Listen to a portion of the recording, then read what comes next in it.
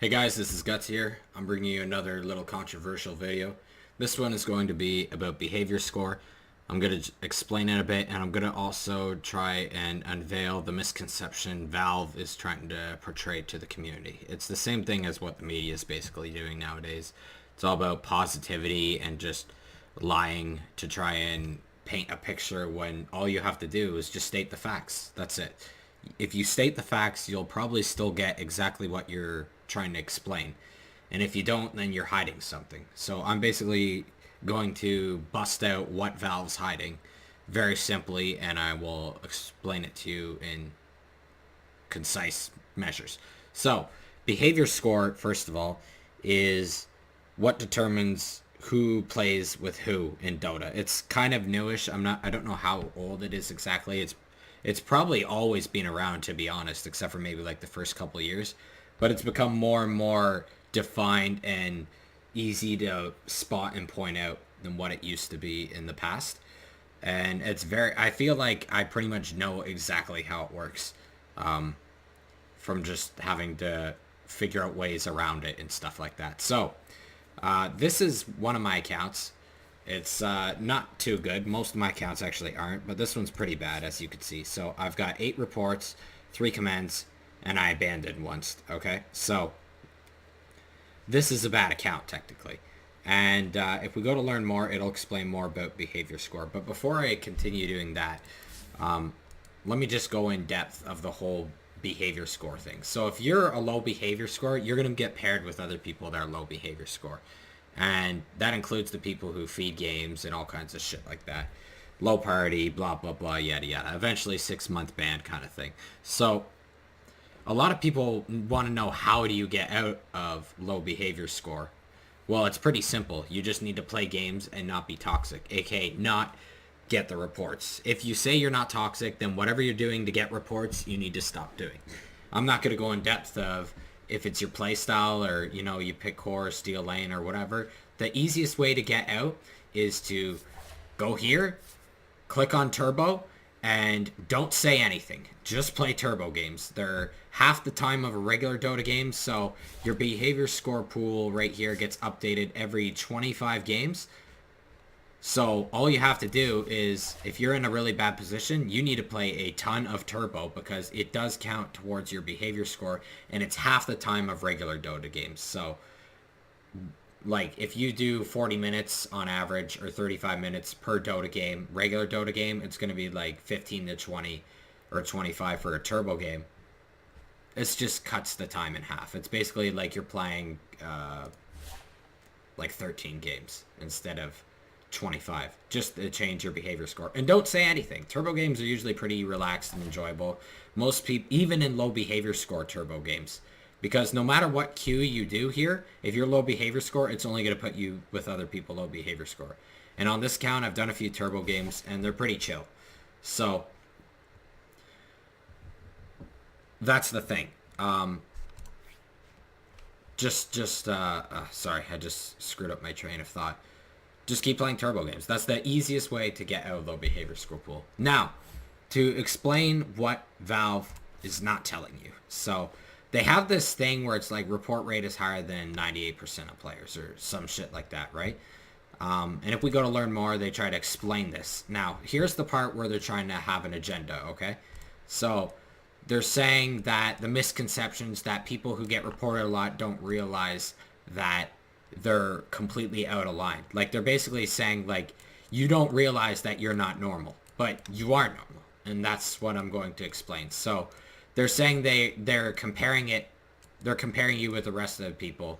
Like, they make it seem like basically the way they word it is that you should easily be able to see that you are out of line. But this is saying that you're a certain percentage does not easily indicate that you're out of line. I'm going to give you a real example here. So the peak players for this month is 750,000 players, whereas the concurrent is 430,000 players. Okay, that's almost like a 4,000.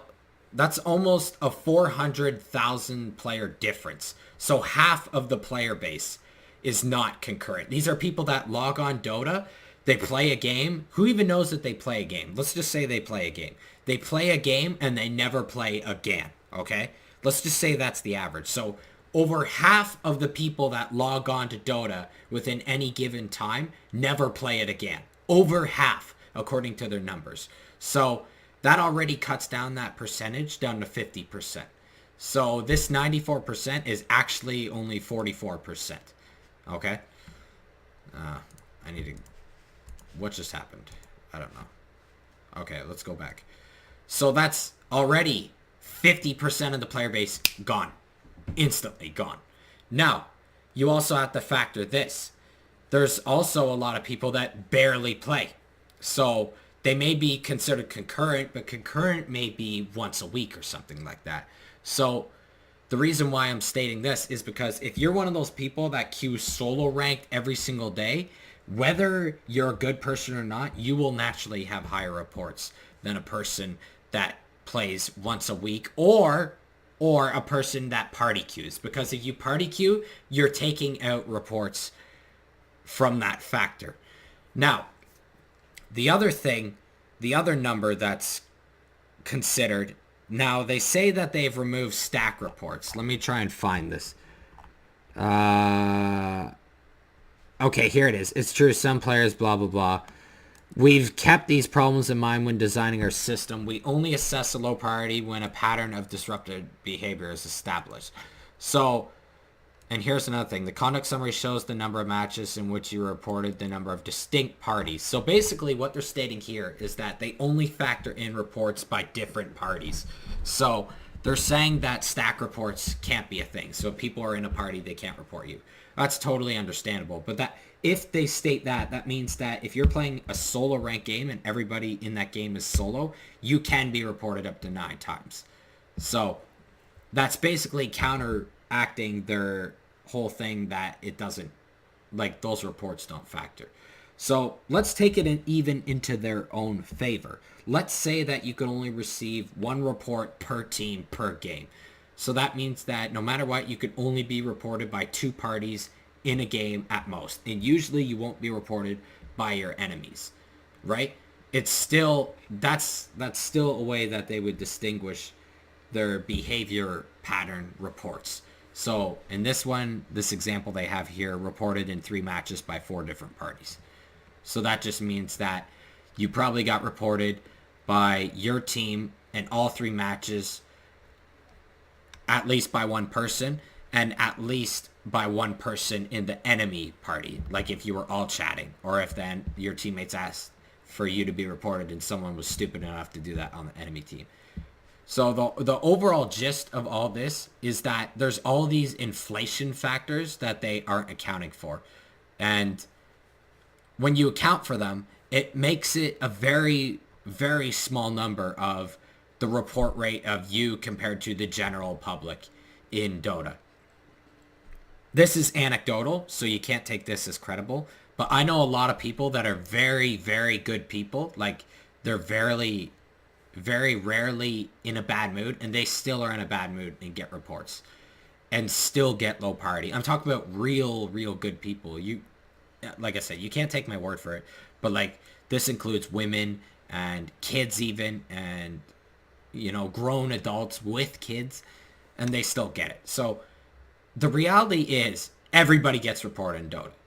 Pretty much everybody. The only people who I've ever not seen get reported in Dota are very high MMR people.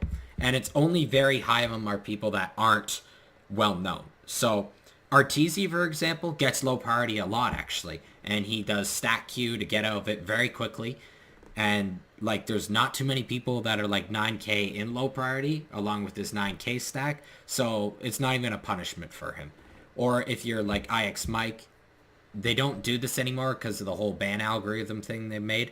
But IX Mike would just hire a Russian thing to do bots so he gets out instantly, okay? There's all kinds of different ways that pros could get out without being punished. But if you're not a pro, you're probably going to get punished unless if you have the funds to avoid that or the means to avoid that. But in terms of pros, like IX Mike, for example, who does get low priority, usually is green. So he's under 3 reports, he has commands, and he has no abandons. Usually. And this is a guy that's known for abandoning and for feeding when, like, someone takes his lane or something like that. I'm not saying he's a bad person, but you're trying to say, Valve's trying to paint the picture that the Dota community is good when half the player base plays once and never returns again. And then you cut that in half based off of the people that are playing in a party queue, so that's 4 less reports they're not getting. You cut that in half if you make it so that you can only be reported by 1 person per party, per team, per game. Right? It all just keeps getting cut in half. And then eventually you realize, wait a minute. So you're telling me that Dota is completely toxic and everybody's toxic. And I'm saying yes. The outlier are the good people. This is pretty much flipped.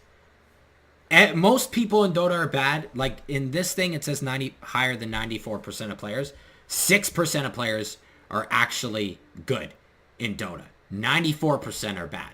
It's a total flip. I don't even have to do math.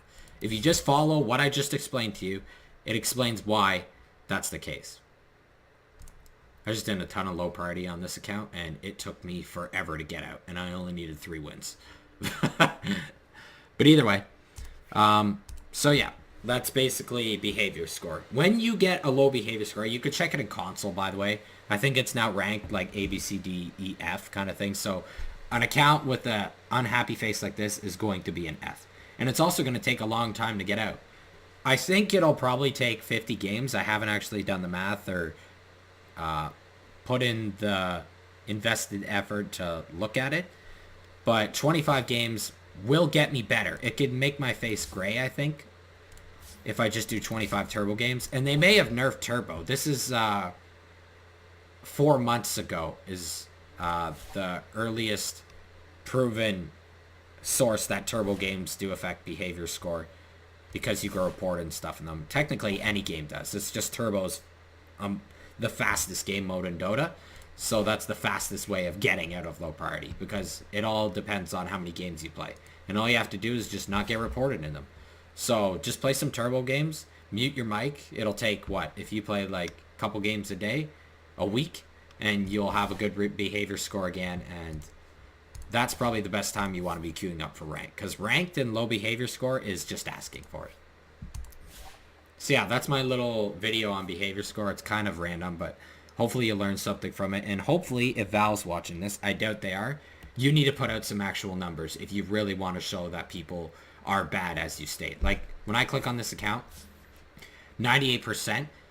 On another account I play, I'm solid green on all of them. So how come on this account I'm a bad player, but this account I'm a good player, right? Well, the account I'm a good player on, I play with friends. So, I mean, there you go, less reports. This account is solo queue. More reports, right? You need to factor that into play. How can we even it out?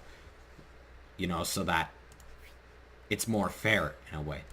But they're not interested in that. They're just a company. They're trying to make some money, making games and stuff. That's all they care about. Thanks for watching.